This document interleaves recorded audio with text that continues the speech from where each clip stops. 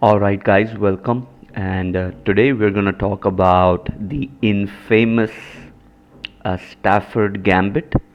Uh, Probably one of the greatest gambits in the modern history. It is not the best ones, but people are more likely to fall into it. Mm, so all credits for this video and probably most of the variations go to Eric Hansen. Not Eric Hansen. I'm super sorry. I am Eric Rosen.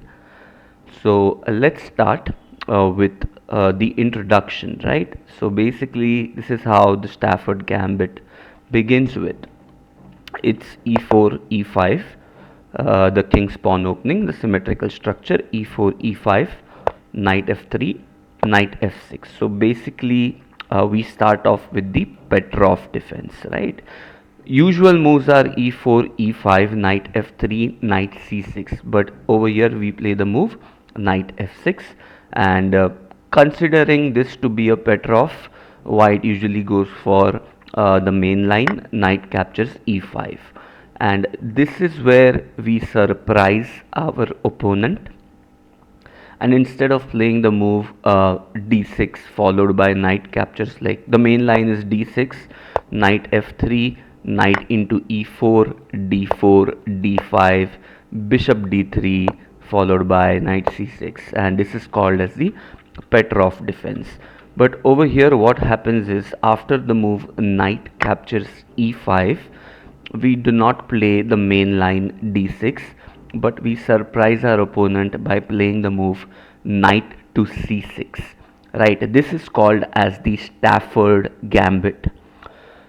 Uh, an objectively dubious but highly venomous opening. I say this word venomous because this is basically a gambit wherein many people, like basically beginners or even intermediate level players ranging from 1600 to 1900, may fall into the Stafford Gambit or the venomous gambits trap, right? And usually this is how players think. For player who has objectively played the move knight f3 and has gotten a pawn, and then black has played the move knight to c6, right? The most common move is to probably take it and then try to somehow save the pawn in one way or the other. So knight captures c6, and then we do not play b captures d6, we play the move d captures c6, so that all the lines are open, right? The bishop is open, the queen is open,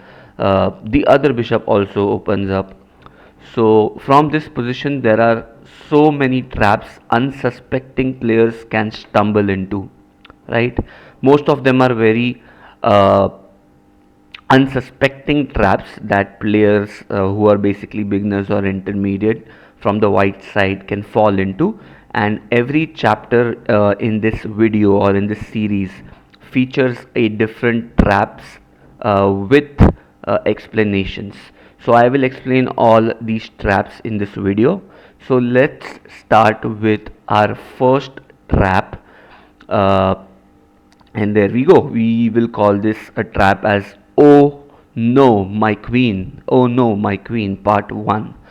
So let's begin with our standard opening, which is e4, e5, knight f3, knight f6, knight captures e5, and we do not, again I repeat, we do not opt for the Petrov. Instead we go for the Stafford Gambit, knight to c6, right? And then knight captures c6, we take back with the d pawn. So far so good. This is what we had discussed in our introduction. But like I said, this is "Oh no my queen" part 1. So usually players who are like very positional and who want to, like, I'm not going to play moves like knight c3 because of bishop b4 or something like that, they will usually play the move d3. Okay, now I've built a good pawn chain, probably I would go bishop e2 next and castle, and everything looks fine and non-suspicious. So we follow up with our usual development and we play a move like bishop to c5, right?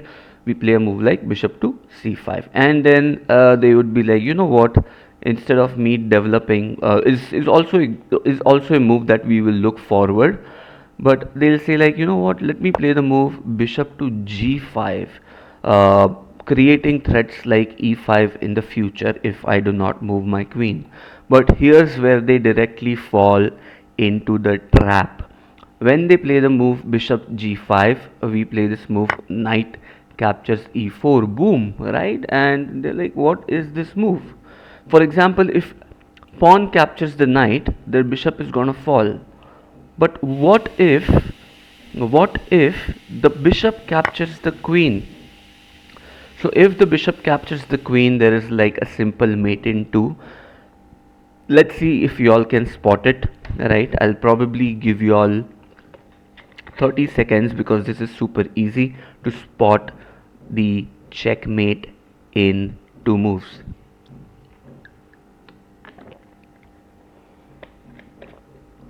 Alright, so let's go.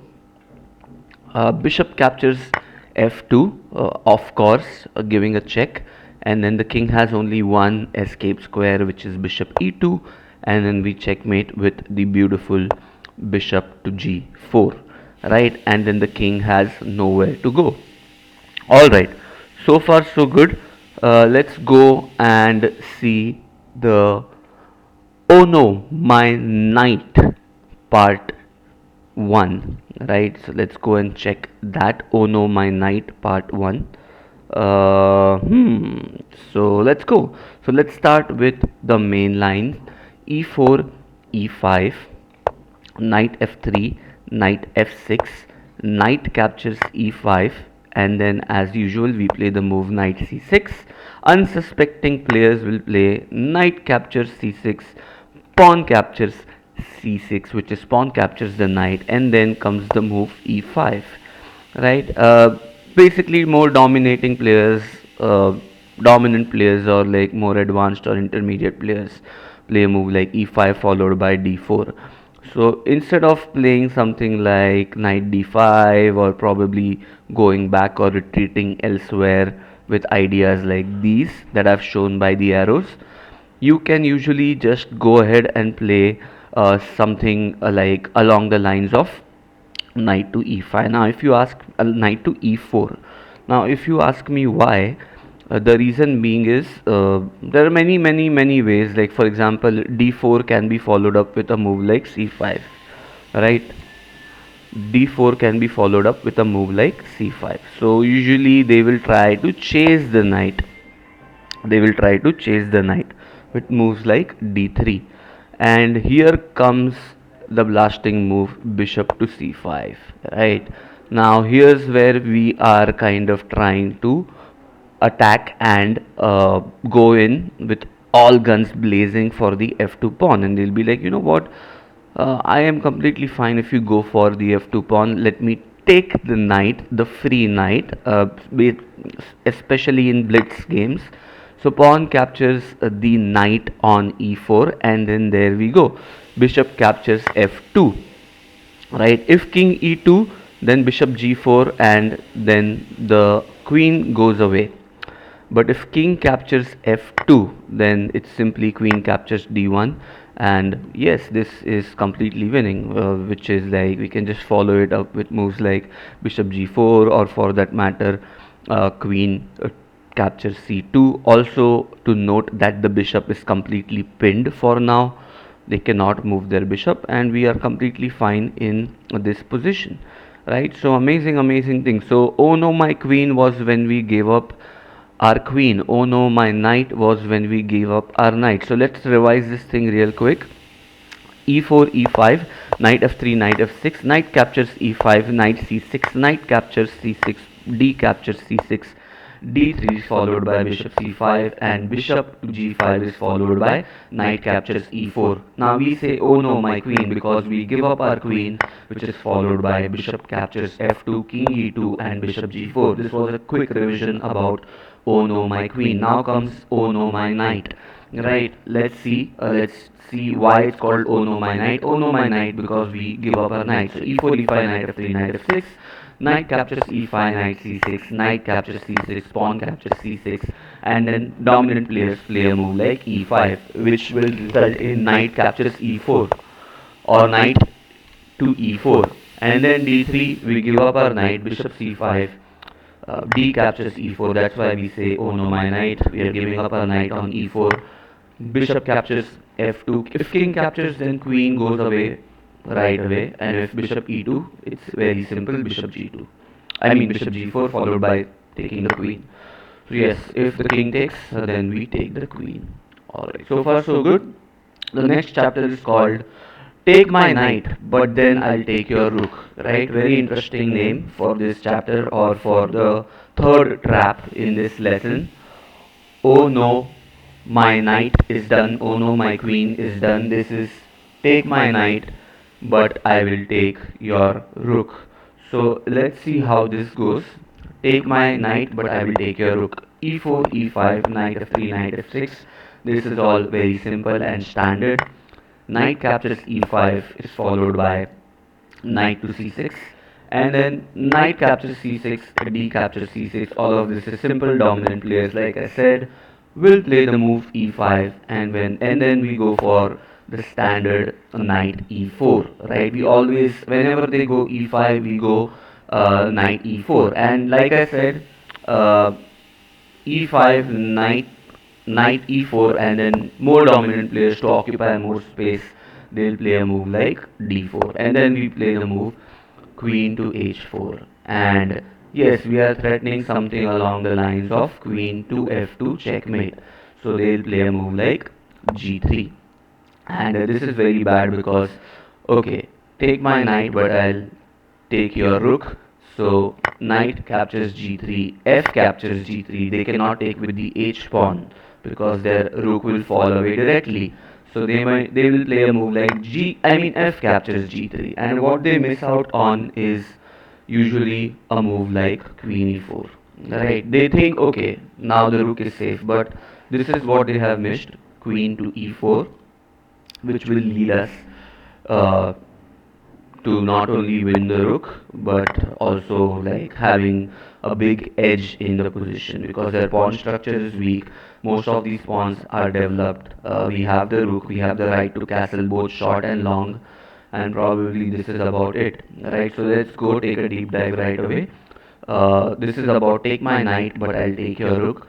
e4, e5, knight f3, knight f6, knight captures e5, knight c6, knight into c6, pawn into c6, e5, knight e4, always d4. Right? Earlier moves were like d3, wherein we play bishop c5.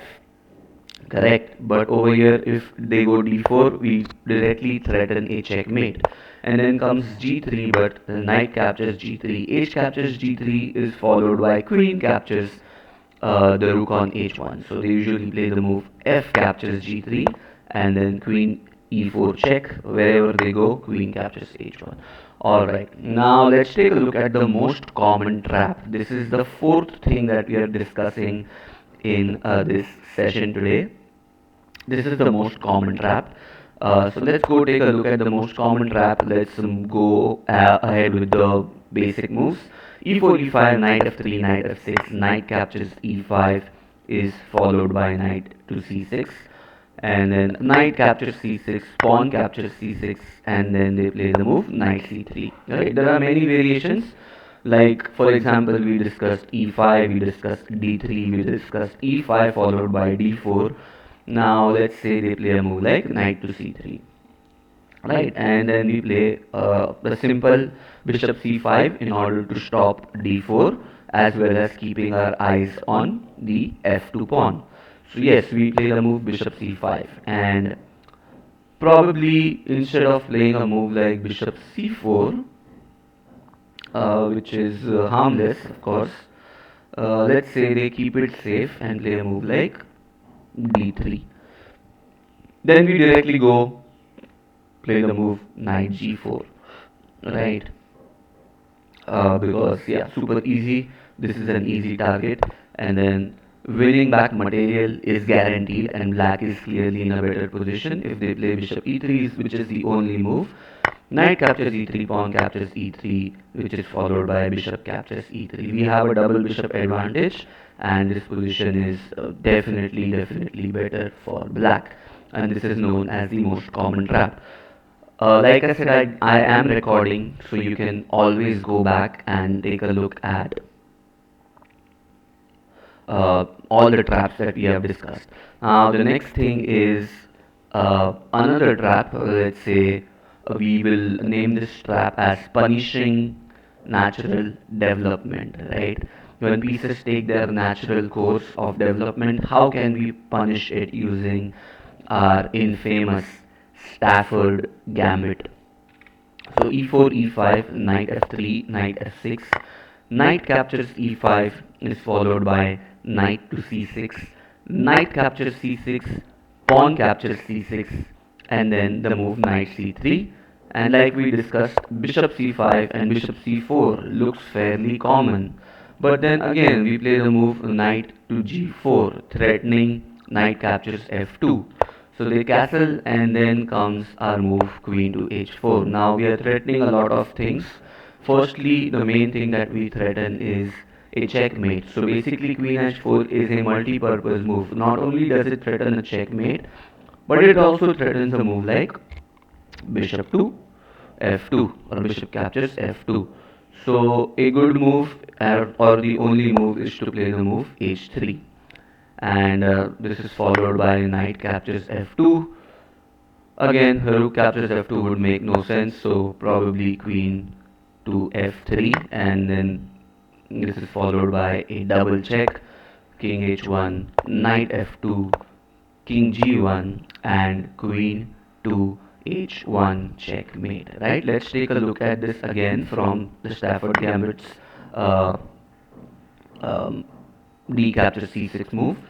Okay, knight c3, yes, you play bishop c5. If they take natural development, which is bishop c4, yes, we go knight g4, castle, queen h4, h3 is the only move, then knight captures f2, queen f3, and then a double check, knight h3, wherever the king goes doesn't really matter, knight f2, again a double check, king goes to g1, which is followed by the best possible move, queen to h1, a checkmate.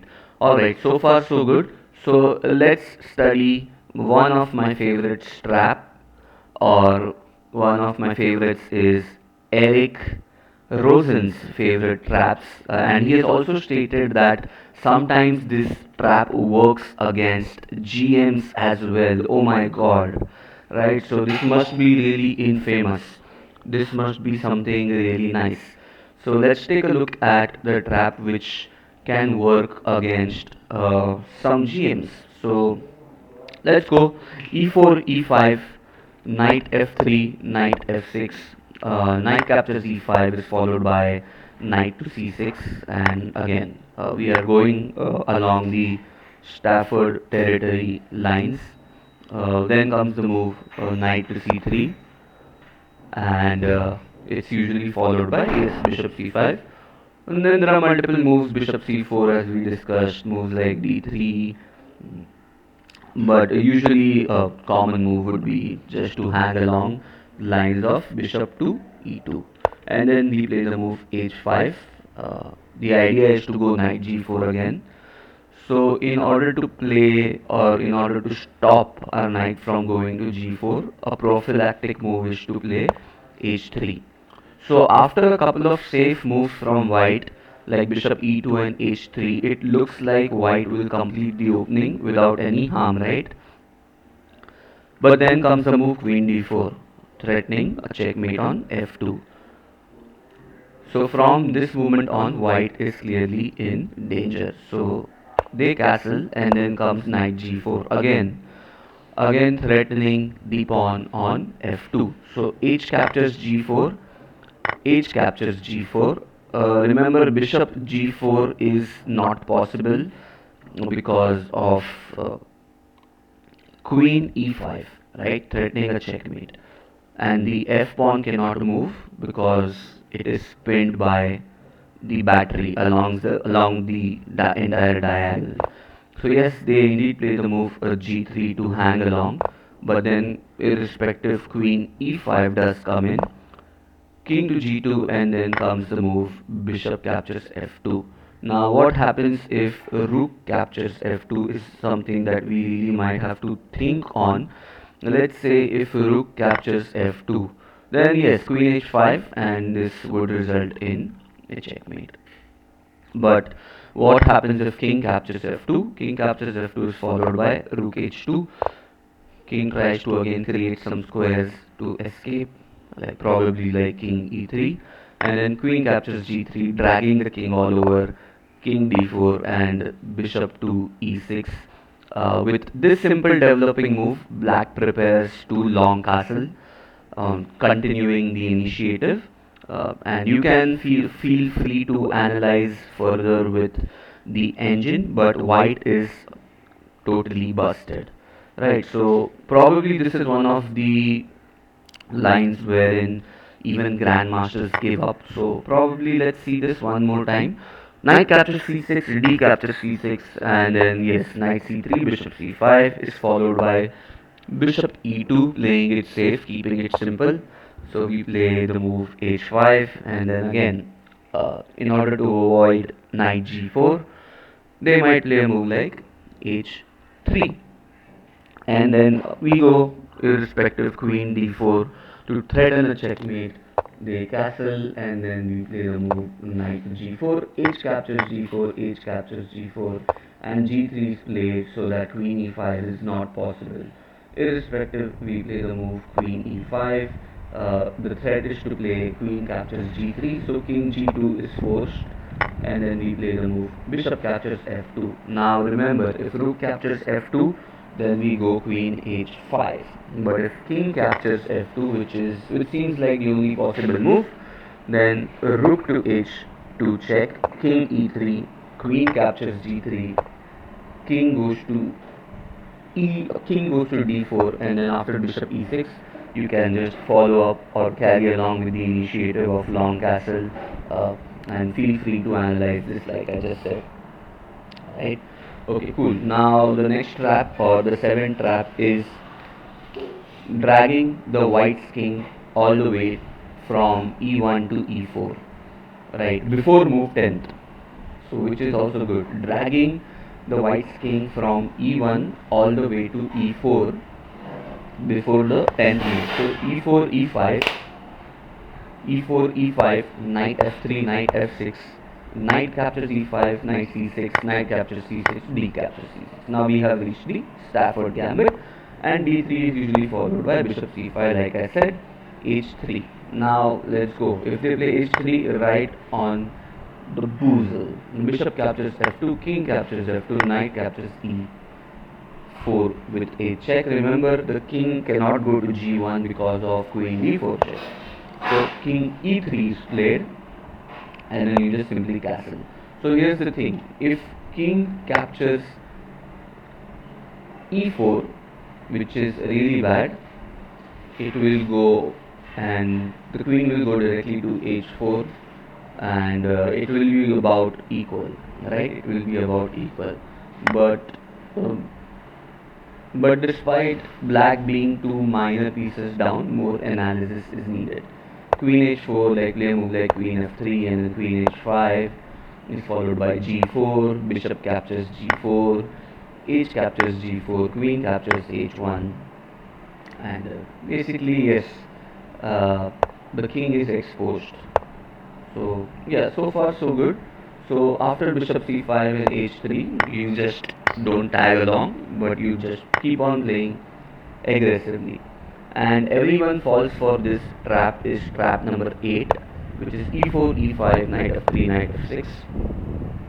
Knight captures e5, knight to c6, knight captures c6, d captures c6, d3, absolutely correct, bishop c5, bishop e2 is followed by h5. Grandmasters play the move h3, but if they castle, then knight to g4. The threat is to play the move queen h4. Right. So let's see what happens and follow up with regards to that. So h3 is played, and then we play the move queen d6. Why do we play the move queen d6? Because there is a threat created along this very diagonal. So h captures g4, and then after h captures g4, this checkmate is unavoidable. Nothing can be done to avoid this checkmate. For example, g3. Okay, there we go. Queen captures g3 is a complete mess, right? Okay, with that being said, let's go and check some miscellaneous lines. E4, e5, knight f3, knight f6, takes, d3, bishop c5, and if they play bishop e3, yes, bishop captures e3, f captures e3, knight g4, threatening to play knight to e3. Yes, they go queen f3, and then we just simply play queen g5, adding or piling up the pressure. Moves like king d2 is also possible, but then comes the infamous move knight captures h2. Now, if you ask me why this move is right, because after rook captures h2, queen e5, threatening to take this as well as threatening to take that, right? So king d2 is not possible, so queen f4 is sometimes what's played, and then you can simply play a move like queen c5, adding more pressure. And after king d2, okay, you can just like probably castle, or yeah, just go play a move like queen e7, so on and so forth. Alright, so that being said, this is all about Stafford Gambit, and thanks to all these novelties which has been bought and have been recently developed in the modern era or the post-pandemic era by I am Eric Rosen. So far we are good, and you can always take a look at the right hand side of the board. There is the description about the course. There's the number wherein you can contact. There is the address of the academy, which I'll put in the description. So you all have a good day, and do put in some likes, and like kind of if you all want to, uh, you can add in some comments. You can add in some thoughts. Let me know if there are any improvements that I can make on my part. Alright, goodbye and like happy chess. See you all.